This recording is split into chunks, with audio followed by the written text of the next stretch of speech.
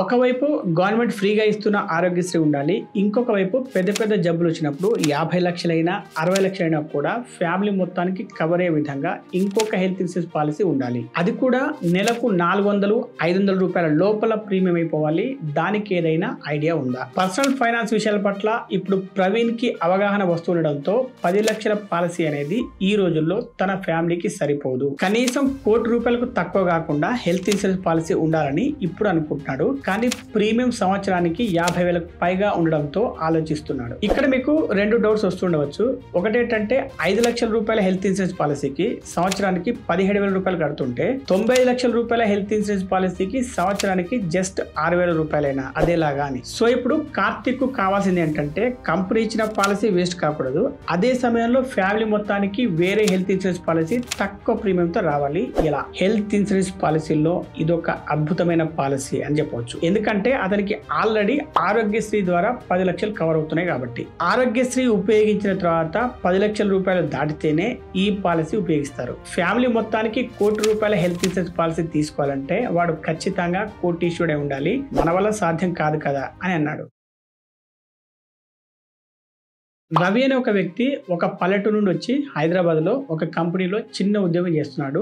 అతను ఒక చిన్న రైతు కుటుంబం కాబట్టి అతడి కుటుంబానికి గవర్నమెంట్ ఇచ్చే ఆరోగ్యశ్రీ ఉంది. అప్పట్లో దాని ఇన్సూరెన్స్ కవర్ వచ్చేసి 5 లక్షల వరకు ఉంది. ఇప్పుడు అది 10 లక్షల వరకు అయినట్టుంది. హెల్త్ ఇన్సూరెన్స్ సంబంధించిన రకరకాల వీడియోలు చూసిన తర్వాత రవికి ఒక భయం పట్టుకుంది. అదేంటంటే ఈ రోజుల్లో cancer, kidney transplantation, heart surgery ఇలాంటి వాటి ట్రీట్మెంట్లకు అయ్యే ఖర్చు 20 లక్షల నుండి 50 లక్షల వరకు ఉండొచ్చు. ఆరోగ్యశ్రీకి లిమిట్ తక్కువ కాబట్టి ఇప్పుడు ఫ్యామిలీ మొత్తానికి వేరే హెల్త్ ఇన్సూరెన్స్ పాలసీ తీసుకుందాం అనుకుంటే సంవత్సరానికి 40,000 నుండి 60,000 వరకు ఖర్చు అయ్యేటట్టుంది. సంవత్సరానికి 4,000 నుండి 6,000 వరకు అయితే అతడు ప్రీమియం కట్టుకోగలడు, కానీ ఇంత మొత్తం అతడు భరించలేడు. ఒకవైపు గవర్నమెంట్ ఫ్రీగా ఇస్తున్న ఆరోగ్యశ్రీ ఉండాలి, ఇంకొక వైపు పెద్ద పెద్ద జబ్బులు వచ్చినప్పుడు 50 లక్షలైనా 60 లక్షలైనా కూడా ఫ్యామిలీ మొత్తానికి కవర్ అయ్యే విధంగా ఇంకొక హెల్త్ ఇన్సూరెన్స్ పాలసీ ఉండాలి. అది కూడా నెలకు 400-500 రూపాయల లోపల ప్రీమియం అయిపోవాలి.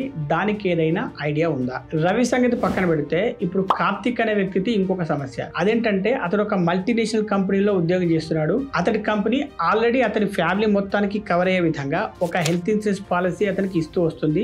దాని లిమిట్ 5 లక్షల వరకు మాత్రమే ఉంది. కార్తిక్ తన ఫ్యామిలీ మొత్తానికి కవర్ అయ్యేటట్టు కనీసం ₹1,00,00,000 హెల్త్ ఇన్సూరెన్స్ పాలసీ ఉండాలని ప్లాన్ చేస్తున్నాడు. ఆన్లైన్ లో చెక్ చేస్తే ప్రీమియం దాదాపు సంవత్సరానికి 50,000 దాకా ఉంది. ఇప్పుడు అతని సమస్య ఏంటంటే కంపెనీ ఇచ్చిన హెల్త్ ఇన్సూరెన్స్ తో అడ్జస్ట్ అయిపోవాలా, లేకపోతే 50,000 ప్రీమియం కట్టి బయట హెల్త్ ఇన్సూరెన్స్ పాలసీ తీసుకోవాలా అని గత 6 నెలల నుండి ఆలోచిస్తూ ఉన్నాడు. సో ఇప్పుడు కార్తిక్ కు కావాల్సింది ఏంటంటే కంపెనీ ఇచ్చిన పాలసీ వేస్ట్ కాకూడదు, అదే సమయంలో ఫ్యామిలీ మొత్తానికి వేరే హెల్త్ ఇన్సూరెన్స్ పాలసీ తక్కువ ప్రీమియంతో రావాలి. ఇలా రవి కార్తిక్ ల సంగతి పక్కన పెడితే ప్రవీణ్ ది ఇంకొక సమస్య. అతడు 5 సంవత్సరాల క్రితం కొత్తగా జాబ్ లో జాయిన్ అయినప్పుడు 10 లక్షల హెల్త్ ఇన్సూరెన్స్ పాలసీ తీసుకున్నాడు. ఇప్పుడు అతనికి పెళ్ళైంది, పిల్లలు కూడా ఉన్నారు. ఫ్యామిలీ మొత్తానికి 10 లక్షల ఫ్యామిలీ ఫ్లోటర్ పాలసీ మాత్రమే ఉంది. పర్సనల్ ఫైనాన్స్ విషయాల పట్ల ఇప్పుడు ప్రవీణ్ కి అవగాహన వస్తుండడంతో 10 లక్షల పాలసీ అనేది ఈ రోజుల్లో తన ఫ్యామిలీకి సరిపోదు. కనీసం ₹1,00,00,000 తక్కువ కాకుండా హెల్త్ ఇన్సూరెన్స్ పాలసీ ఉండాలని ఇప్పుడు అనుకుంటున్నాడు.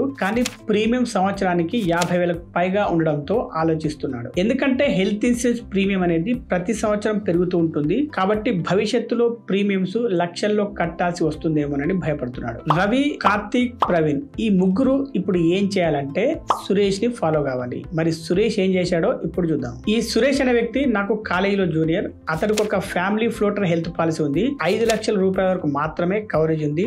దీనికే ఇతడు సంవత్సరానికి 17,000 రూపాయల ప్రీమియం కడుతున్నాడు. మన వీడియో చూసిన తర్వాత సురేష్ కూడా కనీసం ₹1,00,00,000 హెల్త్ ఇన్సూరెన్స్ పాలసీ ఉండాలి అనే ఒక ఐడియా వచ్చింది. నాకు ఒక రోజు ఫోన్ చేసి ఫ్యామిలీ మొత్తానికి ₹1,00,00,000 హెల్త్ ఇన్సూరెన్స్ పాలసీ తీసుకోవాలంటే వాడు ఖచ్చితంగా కోటీశ్వరుడై ఉండాలి. మన వల్ల సాధ్యం కాదు కదా అని అన్నాడు. అప్పుడు నేను ఒకటే మాట అడిగాను, సంవత్సరానికి 6,000 రూపాయలు కట్టుకోగలవా అని. అదే రోజు అతడు ఆ పాలసీ తీసుకున్నాడు. సురేష్ కి 30 సంవత్సరాల వయసు ఉంది. అతడి భార్యకు 30 సంవత్సరాల వయసు, కొడుకుకి 10 సంవత్సరాలు, కూతురుకి 5 సంవత్సరాలు. ఈ ఫ్యామిలీ మొత్తానికి 95 లక్షల హెల్త్ ఇన్సూరెన్స్.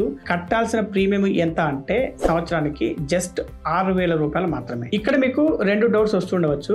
ఒకటేంటంటే 5 లక్షల రూపాయల హెల్త్ ఇన్సూరెన్స్ పాలసీకి సంవత్సరానికి 17,000 రూపాయలు కడుతుంటే 95 లక్షల రూపాయల హెల్త్ ఇన్సూరెన్స్ పాలసీకి సంవత్సరానికి జస్ట్ 6,000 రూపాయలైనా అదేలాగా అని. ఇక రెండవ డౌట్ ఏంటంటే 95 లక్షలు అనే నెంబరు ఎందుకు అని. ఎందుకంటే అతనికి ఒక 5 లక్షల రూపాయల పాలసీ అప్పటికే ఉంది కాబట్టి. ఇంతకీ సురేష్ తీసుకున్న ఆ హెల్త్ ఇన్సూరెన్స్ పాలసీ ఏంటి అంటే top up health insurance policy. Health insurance పాలసీలో ఇదొక అద్భుతమైన పాలసీ అని చెప్పవచ్చు. ఇప్పుడు top up health insurance policy అంటే ఏంటో వివరంగా తెలుసుకుందాం. టాప్ అప్ హెల్త్ ఇన్సూరెన్స్ పాలసీలో జరిగేది ఏంటి అంటే ఒక పర్టికులర్ అమౌంట్ దాటిన తర్వాత మాత్రమే మీ హెల్త్ ఇన్సూరెన్స్ పాలసీ ఆ క్లెయిమ్ ను ఒప్పుకుంటుంది. ఆ పర్టికులర్ అమౌంట్ మీరు 5 లక్షలు పెట్టుకున్నారనుకోండి, 5 లక్షల రూపాయలు దాటిన తర్వాత చేసే క్లెయిమ్స్ కు మాత్రమే ఈ పాలసీ డబ్బు చెల్లిస్తుంది. ఆ పర్టికులర్ అమౌంట్ మీరు 10 లక్షలు పెట్టుకున్నారనుకోండి, అప్పుడు 10 లక్షల రూపాయలు దాటిన తర్వాత మాత్రమే ఈ పాలసీ డబ్బు చెల్లిస్తుంది. ఇక్కడ మనం చెప్పుకున్న 5 లక్షల రూపాయలు గానీ 10 లక్షల రూపాయలు గానీ ఒక పేరుతో పిలుస్తారు ఈ పాలసీలో.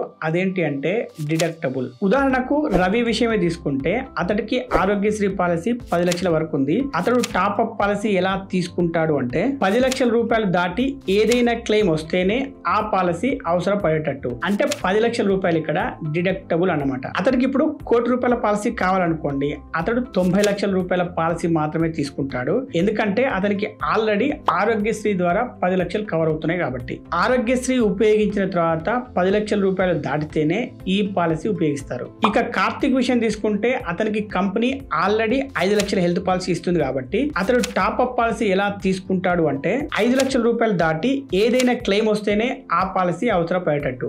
అంటే 5 లక్షల రూపాయలు ఇక్కడ డిడక్టబుల్ అన్నమాట. అతనికి ఇప్పుడు ₹1,00,00,000 పాలసీ కావాలనుకోండి, అతడు 90 లక్షల రూపాయల పాలసీ మాత్రమే తీసుకుంటాడు. ఎందుకంటే అతనికి ఆల్రెడీ అతడి కంపెనీ ఇచ్చిన 5 లక్షల హెల్త్ ఇన్సూరెన్స్ పాలసీ ఉంది కాబట్టి. అది ఉపయోగించిన తర్వాత 5 లక్షల రూపాయలు దాటితేనే ఈ పాలసీ ఉపయోగిస్తాడు. ఇక ప్రవీణ్ విషయం తీసుకుంటే అతడు ఆల్రెడీ ఒక హెల్త్ ఇన్సూరెన్స్ కంపెనీలో 10 లక్షల రూపాయల ఫ్యామిలీ ఫ్లోటర్ పాలసీ తీసుకున్నాడు. అతడు ఈ టాప్ అప్ పాలసీ ఎలా తీసుకుంటాడంటే 10 లక్షల రూపాయలు దాటి ఏదైనా క్లెయిమ్ వస్తేనే ఆ పాలసీ అవసరపడేటట్టు. అంటే 10 లక్షల రూపాయలు ఇక్కడ డిడక్టబుల్ అన్నమాట. అతనికి ఇప్పుడు ₹1,00,00,000 పాలసీ కావాలనుకోండి, అతడు 90 లక్షల రూపాయల పాలసీ మాత్రమే తీసుకుంటాడు. ఎందుకంటే అతనికి ఆల్రెడీ 10 లక్షల హెల్త్ పాలసీ ఉంది కాబట్టి. ఇప్పుడు తీసుకోబోయే టాప్ అప్ పాలసీ అనేది అతనికి ఆల్రెడీ ఇదివరకే ఉన్న కంపెనీలోనే తీసుకోవచ్చు, లేదంటే వేరే కంపెనీలో కూడా తీసుకోవచ్చు. 2 హెల్త్ పాలసీలు ఒకే కంపెనీవి ఉండాల్సిన అవసరం లేదు. ఈ టాప్ అప్ పాలసీల ప్రీమియం ఎందుకంత తక్కువగా ఉంటుందని మీకు అర్థం కావాలంటే అసలు ఈ టాప్ అప్ పాలసీలు ఎలా పనిచేస్తాయో ముందు మీరు తెలుసుకోవాలి. సినారియో 1 ముందుగా చూద్దాం.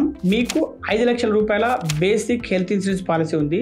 దాంతో పాటు ఇంకొక పాలసీ 90 లక్షల రూపాయల top up health insurance policy కూడా ఉంది. అందులో 5 లక్షల రూపాయలు డిడక్టబుల్ అమౌంట్ గా ఉంది. ఒకసారి హాస్పిటల్లో ట్రీట్మెంట్ కోసం మీరు 4 లక్షల రూపాయలు క్లెయిమ్ చేయాలనుకోండి, అప్పుడు మీకు టాప్ అప్ పాలసీ ఎటువంటి అమౌంట్ కూడా మీకు పే చేయదు. మీరు మొదట తీసుకున్న పాలసీతోనే మీకు ఆ క్లెయిమ్ అమౌంట్ వస్తుంది. ఇప్పుడు సినారియో 2 చూద్దాం. ఇంతకుముందు చెప్పుకున్న సందర్భంలోనే మీరు 6 లక్షల రూపాయల క్లెయిమ్ చేయాలనుకోండి, అప్పుడు మీకు 5 లక్షల రూపాయలు మొదటి పాలసీ నుండి, మిగతా ₹1,00,000 టాప్ అప్ పాలసీ నుండి చెల్లించబడతాయి. ఇప్పుడు అదే సంవత్సరంలో మీరు ఇంకొకసారి 3 లక్షల రూపాయలు క్లెయిమ్ చేయాలనుకోండి, అది టాప్ అప్ పాలసీ నుండి చెల్లింపబడదు. ఎందుకంటే ఇక్కడ డిడక్టబుల్ అనేది 5 లక్షల రూపాయలు కాబట్టి. అంటే మీకు ఇక్కడ అర్థం కావాల్సింది ఏంటంటే ప్రతి సంవత్సరంలోనూ మీరు చేసే ఏ క్లెయిమ్ అయినా కూడా డిడక్టబుల్ అమౌంట్ కంటే ఎక్కువ ఉండాలి. మనం ఇంతకుముందు చెప్పుకున్నట్టు సురేష్ అనే నా ఫ్రెండ్ 90 లక్షల రూపాయల top up family floater health పాలసీకి కేవలం సంవత్సరానికి 6,000 రూపాయల ప్రీమియం మాత్రమే ఎందుకు అవుతుంది అంటే ఇక్కడ హెల్త్ ఇన్సూరెన్స్ కంపెనీకి రిస్క్ అనేది తక్కువ. ఎందుకంటే డిడక్టబుల్ అమౌంట్ వరకు ఎటువంటి పేమెంట్ చేయాల్సిన పని లేదు. అందువల్ల వారికి వచ్చే క్లెయిమ్స్ సంఖ్య తక్కువగా ఉంటుంది, అలాగే క్లెయిమ్ అమౌంట్ కూడా తక్కువగా ఉంటుంది. టాప్ అప్ హెల్త్ పాలసీ ఇచ్చే కంపెనీకి మొదటి కంపెనీ కంటే లయబిలిటీ కూడా చాలా తక్కువగా ఉంటుంది. ఇప్పుడు అసలు ప్రశ్న ఏంటంటే ఈ టాప్ అప్ పాలసీ ఎక్కడ తీసుకోవాలి? ఒకటి, మీకు తెలిసిన ఏజెంట్ ద్వారా డైరెక్ట్ గా అతనికి హెల్త్ ఇన్సూరెన్స్ పై నాలెడ్జ్ ఉన్నట్లయితేనే. ఇంకొక విషయం ఏంటంటే ఇటువంటి పాలసీలు అంటే టాప్ అప్ పాలసీలు ఏ ఏజెంట్ కూడా సజెస్ట్ చేయడు. ఎందుకంటే ఇందులో కమిషన్ అనేది దాదాపు 0. ఇక ఏజెంట్ దగ్గర వద్దు అనుకుంటే ఆన్లైన్ లో తీసుకోవచ్చు. అందుకు 2 ప్లాట్ఫామ్స్ ఉన్నాయి, పాలసీ బజార్ ఇంకా డిటో. రెండింటి లింక్స్ వీడియో కింద డిస్క్రిప్షన్ లో ఇస్తున్నాం. అయితే ఇది ప్రమోషనల్ వీడియో మాత్రం కాదు. హెల్త్ ఇన్సూరెన్స్ అంటేనే పెద్ద బోరింగ్ సబ్జెక్టు అయినా కూడా మీరు ఇప్పటిదాకా ఓపిక్ గా ఈ వీడియో చూసారనుకోండి, ఈ వీడియో లైక్ చేసి ఒక కామెంట్ చేయండి. ఎందుకంటే ఈ వీడియోలో ఇచ్చిన ఇన్ఫర్మేషన్ పూర్తి ఇన్ఫర్మేషన్ కాదు. మీకు ఇంకొక పాలసీ గురించి కూడా తెలియాలి. దాని పేరు super top up health insurance policy. ఎక్కువ మంది లైక్ చేసి కామెంట్ చేసినట్లయితే దాని గురించి కూడా ఇంకొక డీటెయిల్ వీడియో చేస్తాం. Be rich, stay rich.